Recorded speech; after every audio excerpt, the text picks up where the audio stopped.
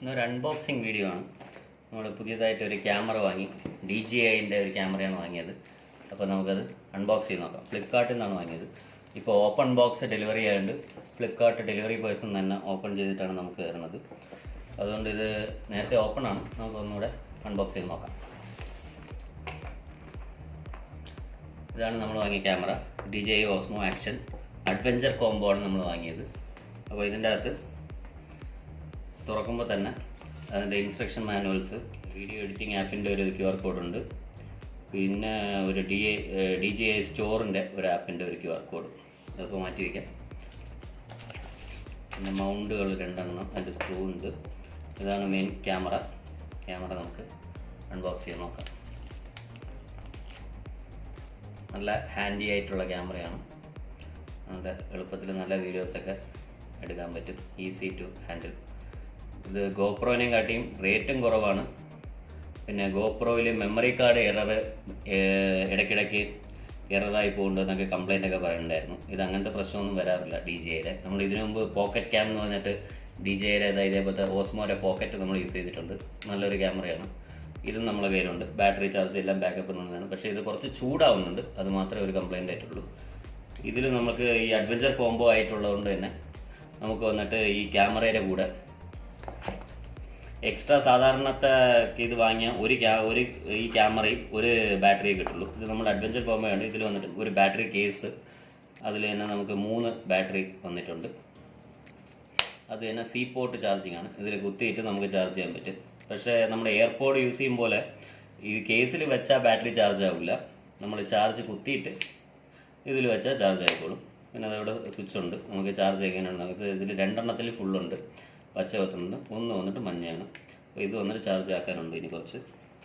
പിന്നെ നമ്മളുള്ളത് പിന്നെ ഈ ബോക്സിൻ്റെ അകത്ത് എന്തൊക്കെയാണ് നമുക്ക് മാക്സിമം മൗണ്ടുകളായിരിക്കും ഉള്ളത്. അതെ, ക്യാമറയുടെ ഒരു കേസിംഗ് ഉണ്ട്, ഒരു ഹാർഡ് ടോപ്പ് കേസിങ്. ദെൻ ക്ലിപ്പുകളുണ്ട്. ഇതൊരു ക്ലിപ്പുണ്ട്. പിന്നെ ഇവിടെ 2 ക്ലിപ്പ് ഇരിക്കുന്നുണ്ട്. ഇതൊന്ന്, ഇനി ഒരു ക്ലിപ്പ്. ഇതൊക്കെ നമുക്ക് നോക്കാൻ എന്തൊക്കെയാണ്.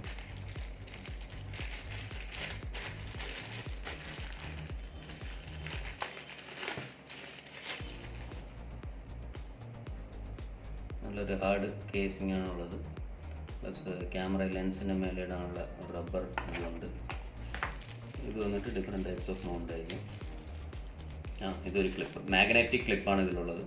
ഇതിൻ്റെ ഇടയിൽ മാഗ്നറ്റ് വെച്ചിട്ട് ഇവിടെ ഇങ്ങനെ ക്ലിപ്പ് വെച്ചിട്ട് ഇതിലിങ്ങനെ ക്ലാമ്പ് ഉണ്ട്. ഈ ക്ലാമ്പ് വന്നിട്ട് ഇതിലേക്ക് അങ്ങ് കയറി പിടിച്ചോളും. അങ്ങനത്തെ ഇത് ടൈപ്പിലാണ് ഉള്ളത്. നല്ല ഹാർഡായിട്ട് തന്നെ ആയിരിക്കും. ഇത് വെർട്ടിക്കലിലും ഹൊറിസോണ്ടലും നമുക്ക് യൂസ് ചെയ്യാൻ പറ്റും. അങ്ങനത്തെ ഇതാണുള്ളത്. ഇങ്ങനെ വെച്ചിട്ട് ഇതിലേക്ക് ഇങ്ങനെ അറ്റാച്ച് ചെയ്ത് ഒരു ക്ലിപ്പ് അങ്ങ് ലോക്ക് ആയിക്കോളും. ഇനി നല്ല സ്ട്രോങ് ആയിട്ട് അങ്ങനെ വെക്കും.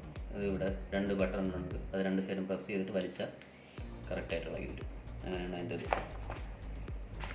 അപ്പോൾ നമുക്ക് ഇനി മെമ്മറി കാർഡും, ഇതിൻ്റെ കൂടെ തന്നെ നമ്മളൊരു മെമ്മറി കാർഡും വാങ്ങിയിട്ടുണ്ടായിരുന്നു. സാൻഡിസ്കിൻ്റെ 128 GB ഒരു മെമ്മറി കാർഡ്. ഇത് ഇനിയിപ്പോൾ ഇതെല്ലാം കൂടെ സെറ്റ് ചെയ്തിട്ട് നമുക്ക് ഇതിൽ വീഡിയോയും ഓഡിയോ എടുത്ത് നോക്കാം എങ്ങനെയുണ്ടെന്ന്. ഔട്ടർ കേസിങ് അതും കൂടെ ഇട്ടിട്ടുണ്ട്. ഇനി നമുക്കുള്ളതെന്ന് വെച്ചാൽ ഇതിലൊരു സെൽഫി സ്റ്റിക്ക് ഉണ്ട്. അത് മെയിനായിട്ട് പറയേണ്ടതാണ്. സെൽഫി സ്റ്റിക്ക് ഒറ്റയ്ക്ക് വാങ്ങുകയാണെങ്കിൽ ഒരു 5000-ന് അടുപ്പിച്ച് വില വരുന്നുണ്ട്.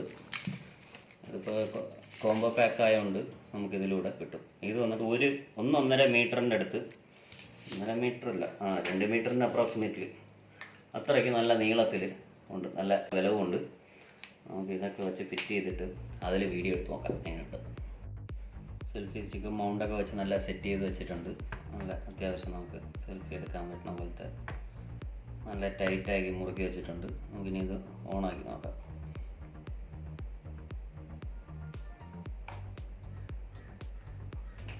ഓണായിട്ടുണ്ട്.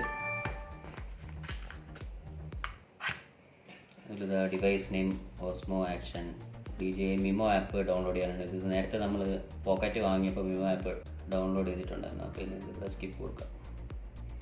നല്ല ക്ലാരിറ്റിയിൽ ഉണ്ട് വീഡിയോസ്. അപ്പോൾ ഇനി അടുത്ത വീഡിയോസ് വരുന്നത് ഫുള്ള് ഇതിലത്തെ വീഡിയോസ് ആയിരിക്കും. നമുക്കപ്പോൾ ഈ ക്യാമറയിലേക്ക് മാറ്റാം. നമ്മളപ്പോൾ വീട്ടിൻ്റെ വെളിയിലേക്ക് വന്നിരിക്കുകയാണ്. അവിടെ അത്യാവശ്യം സൗണ്ടൊക്കെ ഉണ്ട്. കാക്കയുടെ സൗണ്ട്, കുറേ മൃഗങ്ങളുടെ സൗണ്ടൊക്കെ കേൾക്കുന്നുണ്ട്. നമുക്ക് ഈ സെൽഫി സ്റ്റിക്ക് ഒന്ന് എക്സ്റ്റെൻഡ് ചെയ്ത് എത്ര നീളത്തിൽ വരും നോക്കാം.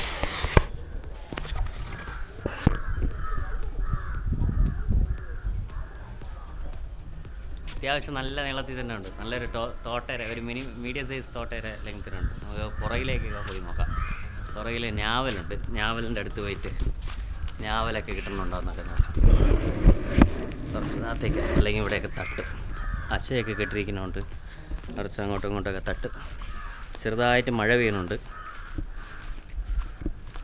നമുക്ക് പുറകിലേക്ക് നടന്ന് അത്യാവശ്യം നല്ല ക്ലാരിറ്റി തന്നെ എനിക്ക് ഫ്രണ്ടിലൂടെ കാണാൻ പറ്റുന്നുണ്ട്. സൗണ്ടും ഇന്നലെ ഞാൻ ചെക്ക് ചെയ്ത് നോക്കി, നല്ല സൗണ്ടിൽ നിന്ന് കിട്ടുന്നുണ്ട്. ഇതാ ഞാവലിൻ്റെ അടുത്തെത്തി. ഞാവൽ മരത്തിൻ്റെ മഴ തുടങ്ങി. സൗണ്ട് അത്യാവശ്യം ഇതിൽ തന്നെ ദൂരത്തിൽ തന്നെ കിട്ടുമെന്ന് തോന്നുന്നുണ്ട്. നമുക്കിപ്പോൾ ഈ വീഡിയോ ഔട്ട് എടുത്ത് നോക്കുമ്പോൾ അറിയാം എങ്ങനെയുണ്ട് സൗണ്ട് എന്നൊക്കെ. സ്റ്റക്കാവണമെന്നൊന്നുമില്ല. ചിലവരൊക്കെ ഫോക്കസിൻ്റെ പ്രോബ്ലം എന്നൊക്കെ പറയുന്നുണ്ട്. ഇപ്പോൾ ഞാൻ ഇത്രയും 2 ദിവസമായിട്ട് ഉപയോഗിക്കുമ്പോൾ എനിക്കങ്ങനെ ഫോക്കസിൻ്റെ ഇഷ്യൂസൊന്നും എതിരായിട്ട് വന്നിട്ടില്ല. അത്യാവശ്യം കുഴപ്പമില്ലാതെ തന്നെ ഫോക്കസ് ആവുന്നുണ്ട്.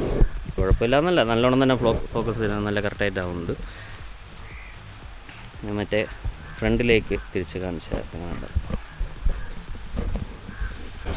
ചെറിയൊരു മഴയും കാറ്റും കഴിഞ്ഞപ്പോൾ തന്നെ നിറച്ച് ഞാവലൊക്കെ ഇങ്ങനെ താഴെ കിടക്കുന്നുണ്ട്.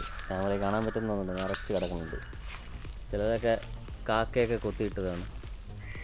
ഇവിടെ നിറച്ച് ഞാവൽ കിടക്കുന്നുണ്ട്, കളറായിട്ട്. ചിലതൊക്കെ നല്ല ഹൈറ്റിൽ അങ്ങ് മേലെ നല്ല പഴുത്ത് നിൽക്കുന്നുണ്ട്. ഒന്നും കാണാനില്ല, മേലെയൊക്കെയാണ് പഴുത്ത് നിൽക്കുന്നത്. ഈ ക്യാമറ ഹീറ്റ് 3 ഞാവൽ ഇവിടെയൊക്കെ ഇങ്ങനെ പഴുത്ത് നിൽക്കുന്നുണ്ട്. ചിലതൊക്കെ അങ്ങ് ദൂരെ മേലെ, അതായത് ഈ കൊമ്പിലൊക്കെ ഇവിടെയൊക്കെ നല്ല പഴുത്തുന്നുണ്ട്. ഇതൊക്കെ ഹൈറ്റ് ആയതുകൊണ്ട് എങ്ങനെ വരയ്ക്കുന്നതാണ് ആലോചിക്കുന്നത്. ആ കൊമ്പിലൊക്കെ നിറച്ച് നിൽക്കുന്നുണ്ട്. ചിലതൊക്കെ പച്ച, ഒരാഴ്ച കഴിയുമ്പോഴേക്കും അത് ആ കൊമ്പിലൊക്കെ നിറയെ നിൽക്കുന്നുണ്ട്. ഒരാഴ്ച കഴിയുമ്പോഴേക്കൊക്കെ പഴുക്കുന്നൊക്കെ തോന്നുന്നു. ഒരാഴ്ചയല്ല, 2-3 ദിവസം കഴിയുമ്പോഴേക്കും എന്തായാലും പഴുക്കും. ക്യാമറയിൽ ക്ലിയർ ആയിട്ട് കിട്ടുമെന്ന് അറിഞ്ഞൂടാ. അതിൽ കണ്ടാൽ അറിയാം കൊലയായിട്ട് ഇവിടെയൊക്കെ കൊലയായിട്ട് നിറച്ചുണ്ട്. ഇതാണ് പൂമ്പാറ്റ ചെടി. ഈ ചെടിയിൽ നിറച്ച് ഇപ്പോൾ ഏകദേശം ഉണങ്ങി നിൽക്കുകയാണ്. പക്ഷേ പൂമ്പാറ്റകൾ നിറച്ച് വന്നിരിക്കണം. തട്ടിയിട്ടാൽ പറക്കണം കാണാം. നിറച്ച് പൂമ്പാറ്റ ഈ കായലൊക്കെ വന്നിരിക്കുന്നതാണ്. ഒരു 2 മഴയും കൂടെ പെയ്യുമ്പോൾ ഇതൊക്കെ നല്ല തിളിർത്ത് വരുമ്പോൾ നിറച്ച് പൂമ്പാറ്റകളായിരിക്കും. നിറച്ച് പൂമ്പാറ്റ പല കളറിലുള്ളത് പറന്ന് നടക്കണം, കാണാൻ നല്ല രസമായിരിക്കും. അതിൻ്റെ ഇടയിൽ കമ്പിളിപ്പുഴുവുണ്ട്. കമ്പിളിപ്പുഴു അവിടെ ഇരിക്കുന്നുണ്ട്. നോക്കി നടന്നില്ലെങ്കിൽ ചൊറിഞ്ഞ് നടക്കേണ്ടി വരും. കൊള്ളാം. എന്തായാലും നല്ല ക്ലിയർ ആയിട്ട് തന്നെ വീഡിയോസൊക്കെ വരുന്നുണ്ട്. ഞാനിപ്പോൾ ടെസ്റ്റ് ചെയ്തുകൊണ്ടുള്ള വീഡിയോസ് ഇങ്ങനെ എടുത്തുകൊണ്ടിരിക്കുകയാണ്, സാമ്പിൾ ചെക്ക് ചെയ്യാനായിട്ട്. ഇപ്പോൾ ഒന്നും തടാതെ ഡയറക്റ്റായിട്ട് അങ്ങനെ റാൻഡം ആയിട്ടുള്ള വീഡിയോസാണ് എടുത്തുകൊണ്ടിരിക്കുന്നത്.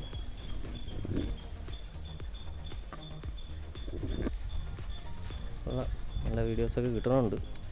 ഇനി ഇത് ലാപ്പിലിട്ട് ഔട്ടെടുത്ത് നോക്കുമ്പോഴേ അറിയില്ല എങ്ങനെയുണ്ടെന്ന്. അപ്പോൾ വെളിയിലത്തെ ഔട്ട്ഡോർ വീഡിയോ ഒക്കെ നമ്മൾ എടുത്ത് നോക്കി, നല്ല സ്മൂത്തായിട്ട് ക്ലിയർ ആയിട്ട് തന്നെ കിട്ടുന്നുണ്ട്. ഇതിൻ്റെ റേറ്റ് വന്നിരിക്കണമെന്ന് വെച്ചാൽ ആമസോണിൽ 22,000 രൂപയ്ക്കാണ്, 22,990 കോംബോ പാക്ക് അല്ല, സാധാ സ്റ്റാൻഡേർഡ് ആക്ഷൻ ക്യാമറ 3 മാത്രമായിട്ടുള്ളത് 22,990 രൂപയ്ക്കാണുള്ളത്. ഈ അഡ്വഞ്ചർ പാക്ക് ആകുമ്പോൾ അത് വന്നിട്ട് അഡ്വഞ്ചർ പാക്കിന് 31,990 ഇപ്പോഴത്തെ റേറ്റ് കിടക്കുന്നത്. ഫ്ലിപ്കാർട്ടിൽ അഡ്വഞ്ചർ കോംബോ പാക്കിന് 31,990, രണ്ടും ഏകദേശം ഒരേ റേറ്റ് തന്നെ. സാധാ പാക്കിന് 22,790. ഇത് രണ്ടുമാണ് ഇതിൻ്റെ വില 2 സൈറ്റിലുള്ളത്. അപ്പോൾ ഇതിൻ്റെ ലിങ്കൊക്കെ ഞാൻ ഡിസ്ക്രിപ്ഷനിൽ കൊടുത്തേക്കാം. താല്പര്യമുള്ളവർ ചെക്ക് ചെയ്ത് നോക്കിയാൽ മതി. ഓക്കെ.